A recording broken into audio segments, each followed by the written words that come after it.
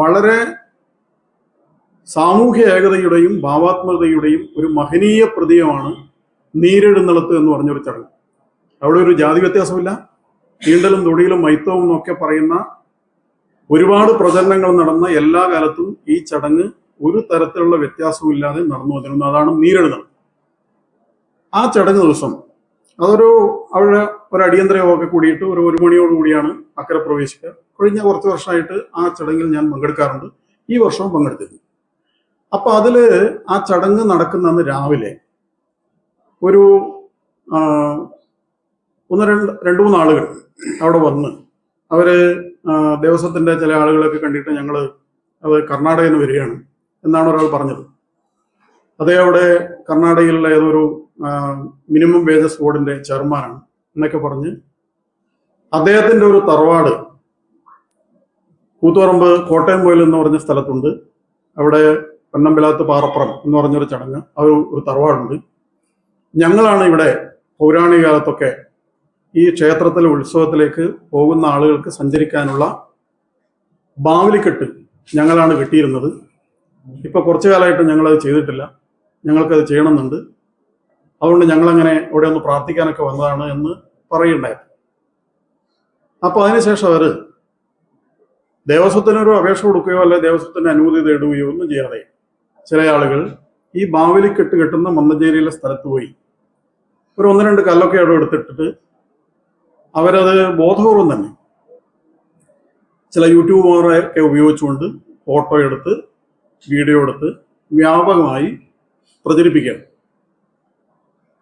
അങ്ങനെ ഒരു പ്രചരണം വ്യാപകമായി നടന്നതിനെ തുടർന്ന് ഇതിന്റെ നിജസ്ഥിതി എന്താണ് എന്നറിയാൻ വേണ്ടി ഞങ്ങൾ ദേവസ്വം ബോർഡിനെയും അതുപോലെ തന്നെ അവിടുത്തെ ട്രസ്റ്റി ബോർഡ് അംഗങ്ങളെയും ഇപ്പോഴത്തെ trustee board chairman Shri Narayanan അവർകൾ അദ്ദേഹത്തൊക്കെ ബന്ധപ്പെട്ടു.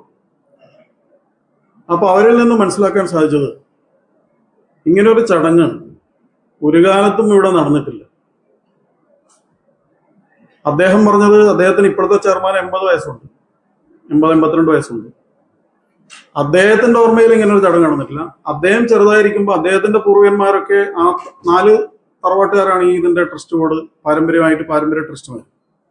അവരുടെ ആരുടെ ഓർമ്മയിൽ ഇങ്ങനൊരു ചടങ്ങ് നടന്നിട്ടില്ല. കൊട്ടിയൂരിലോ അല്ലെ പരിസരത്തോ ചിട്ടയായ ആചാരങ്ങൾ നടക്കുന്ന അവിടെയുള്ള ആർക്കും ഇങ്ങനൊരു ചടങ്ങ് അറിയില്ല.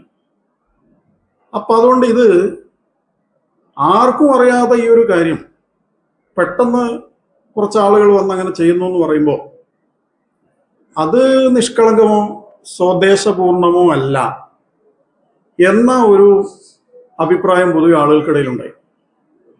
അപ്പൊ അതിനെക്കുറിച്ചുള്ള അന്വേഷണങ്ങളൊക്കെ നടന്നു. അപ്പൊ അതിൽ നിന്ന് വ്യക്തമായ ഒരു കാര്യം ഇതിന്റെ പിന്നിൽ ദുരുദ്ദേശങ്ങൾ ഉണ്ട് എന്നുള്ളതാണ്.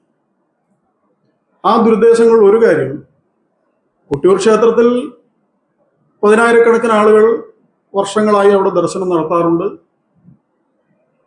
10-28 ദിവസമാണ് ഉത്സവം നടക്കുന്നത്. എല്ലാ ദിവസവും നല്ല ഭക്തജന തിരക്കുണ്ടാവാറുണ്ട്. എല്ലാം ശരിയാണ്. പക്ഷെ കഴിഞ്ഞ 1-2 വർഷമായി കർണാടക സംസ്ഥാനത്ത് നിന്ന് 10,000-കണക്കിന് ആളുകൾ കൊട്ടിയൂരിലേക്ക് വന്നുകൊണ്ടിരിക്കുകയാണ്. ഈ വർഷവും ഈ നീരെഴുന്നള്ളത്തായ അന്ന് സാധാരണ മലയാളികളായിട്ടുള്ള ആളുകൾ പോലും ഈ നീരെഴുന്നള്ളത്തിന് ആരും വരാറില്ല. പക്ഷെ അന്നും 100-600 ആളുകൾ കർണാടകയിൽ നിന്ന് വന്നിരുന്നു. ഇപ്പോഴും ഇന്നിപ്പം കുട്ടികൾ വിളിച്ചപ്പോൾ ശബരിമലയുടെ കാര്യമൊക്കെ പറഞ്ഞ പോലെ മലയാളികളെക്കാൾ കൂടുതൽ കർണാടകയിൽ നിന്ന് ആളുകളുണ്ട്, ഭക്തന്മാരുണ്ട്. നല്ലതാണ്, സ്വാഗതം ചെയ്യപ്പെടേണ്ട ഒരു കാര്യമാണ്. പക്ഷെ കർണാടകയിൽ നിന്ന് ഇതുപോലെ 1000-കണക്കിന് ആളുകൾ കൊട്ടിയൂരിലേക്ക് വരുന്നു എന്നൊരു സാഹചര്യത്തെ ഉപയോഗപ്പെടുത്താനോ അല്ലെങ്കിൽ അതിനെ മുതലെടുക്കാനോ ഉള്ള ദുരുദ്ദേശമാണോ ഇതിന് പുറകിലുള്ളതെന്ന് സംശയിക്കേണ്ടി. കാരണം അത് കൊട്ടിയൂരിൽ 64 സമുദായങ്ങൾക്കാണ്, ഹിന്ദു സമൂഹത്തിലെ 64 വിഭാഗങ്ങൾക്കാണ് കൊട്ടിയൂരിലുള്ള അവകാശം.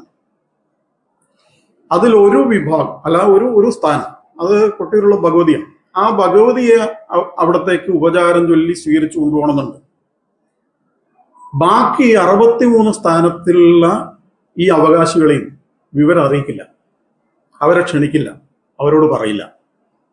ഓരോ സമുദായത്തിൽപ്പെട്ട ആളുകളും അവരവരുടെ ഡ്യൂട്ടി അല്ലെങ്കിൽ അവരുടെ ധർമ്മം നിർവഹിക്കാൻ വേണ്ടി സ്വമേധയാ അങ്ങോട്ടേക്ക് പോവാണ്.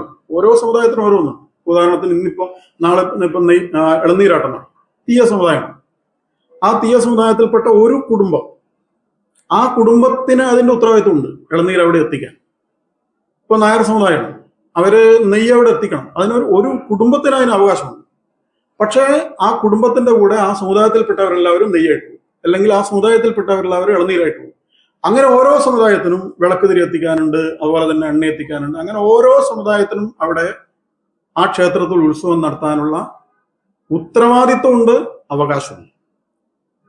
പക്ഷെ അതിലെവിടെയും ഇങ്ങനെ ഒരു കാര്യം, ഈ ബാവലിക്കെട്ട് എന്ന് പറഞ്ഞൊരു കാര്യം ഏതെങ്കിലും ഒരു വിഭാഗത്തെ, അതായത് ഹിന്ദുക്കളല്ലാത്തൊരു വിഭാഗത്തെ അത്തരം ഒരു ഉത്തരവാദിത്വം ഏൽപ്പിച്ചതായി എവിടെയും രേഖകളോ പൂർവികമായ അറിവോ അങ്ങനെ ഒരു കാര്യമില്ല. അങ്ങനെയുള്ള ഒരു കാര്യം ഇപ്പൊ പെട്ടെന്ന് ഒരു അവകാശവാദവുമായി വന്ന് വളരെ സൗഹാർദ്ദപരമായി അതുപോലെ തന്നെ സമാധാനപരമായി നടക്കുന്ന കൊട്ടിയൂരിലെ ഈ വൈശാഖ മഹോത്സവത്തിന്റെ ആരംഭ ദിവസം തന്നെ അവിടെ വന്ന് കുറച്ച് ആളുകൾ ഇത്തരം ഒരു കാര്യം ചെയ്യുക എന്ന് പറഞ്ഞാൽ, ഞങ്ങൾക്ക് പൂർവികമായി ഞങ്ങൾക്ക് അവകാശം ഉണ്ടായിരുന്നു, കുറച്ചു കാലമായിട്ട് ഞങ്ങൾ ചെയ്യാത്തതാണ്. ഇപ്പൊ ഞങ്ങൾക്ക് കണ്ണാറങ്കയിൽ ഏതോ ഒരു സിദ്ധൻ പറഞ്ഞിട്ടുണ്ട്, നിങ്ങളുടെ കുടുംബം പണ്ട് ഇങ്ങനെ ചെയ്തിരുന്നു, അത് ചെയ്യാത്തതിന്റെ ദോഷമാണ് നിങ്ങൾക്ക് എന്നൊക്കെ അവിടുത്തെ ആളുകളോട് പറഞ്ഞ് അവരുടെ അനുവാദമില്ലാതെ സമ്മതമില്ലാതെ, അവിടെ ദേവസ്വം ബോർഡുണ്ട്, അവിടുത്തെ പാരമ്പര്യ ട്രസ്റ്റുമാരുണ്ട്, ക്ഷേത്രത്തിന്റെ സംവിധാനങ്ങളുണ്ട്, അവരുടെയൊന്നും അനുവാദമില്ലാതെ ബാവലിയിൽ പോയി ഇങ്ങനെ ഒരു ചടങ്ങ് നടത്തുകയും അതിന് വ്യാപകമായി പ്രചരിപ്പിക്കും. അതിന് ചരിത്രകാരന്മാരെന്നൊക്കെ പറയുന്ന ചില ആളുകളെ കൂട്ടി അതിനൊരു ആധികാരികത ഉണ്ടാക്കാൻ വേണ്ടിയിട്ടുള്ള ഒരു ശ്രമം നടത്തി. ഇങ്ങനെ ചെയ്തത് കൃത്യമായ ദുരുദ്ദേശത്തോടു കൂടിയാണ് എന്ന് ഞങ്ങൾ സംശയിക്കുകയാണ്. അപ്പൊ അതുകൊണ്ട് തന്നെ ഇതൊരു സാമുദായികമായ ഒരു വിഷയം എന്നുള്ള നടക്കല്ല. കാരണം അങ്ങനെ ഇവിടെയുള്ള ഏതെങ്കിലും ഒരു മുസ്ലിം സമുദായത്തിൽപ്പെട്ട ഒരാളോ അല്ലെങ്കിൽ അങ്ങനെയുള്ള ആരെങ്കിലും ഈ ഒരു അവകാശവാദമായി വരികയോ ഇങ്ങനെ വന്ന ആളുകളെ പിന്തുണക്കുകയോ ഒന്നും ഇതുവരെ ചെയ്തിട്ടില്ല. അതുകൊണ്ട് തന്നെ വന്ന ആളുകൾ അവരുടെ വ്യക്തിപരമായ ചില താല്പര്യങ്ങൾക്ക് വേണ്ടിയാണ് ഇത്തരം ഒരു നീക്കം നടത്തിയത് എന്നും മനസ്സിലാക്കുകയാണ്. അപ്പൊ അതുകൊണ്ട് ഇത് അത്യന്തം പ്രതിഷേധാർഹമാണ്. കൊട്ടിയൂർ പോലുള്ള ഒരു ക്ഷേത്രത്തിലെ പവിത്രമായ ദക്ഷയാഗ സ്മരണകൾ ഉറങ്ങുന്ന വൈശാഖ മഹോത്സവത്തെ അലങ്കോലപ്പെടുത്താനുള്ള, സമാധാന ഭംഗമുണ്ടാക്കാനുള്ള, സാമുദായിക മൈത്രി തകർക്കാനുള്ള ഗൂഢോദ്ദേശം ഇതിന് പിറകിലുണ്ട് എന്ന് സംശയിക്കുകയാണ്.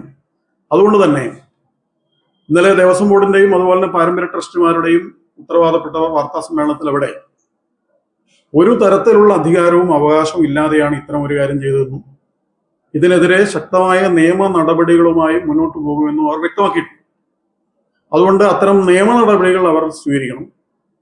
അതുപോലെ തന്നെ ഇവിടുത്തെ നിയമ സംവിധാനങ്ങൾ ഇങ്ങനെ ഇത്തരം ദുരുപദിഷ്ടമായ നീക്കത്തെ തടയണം.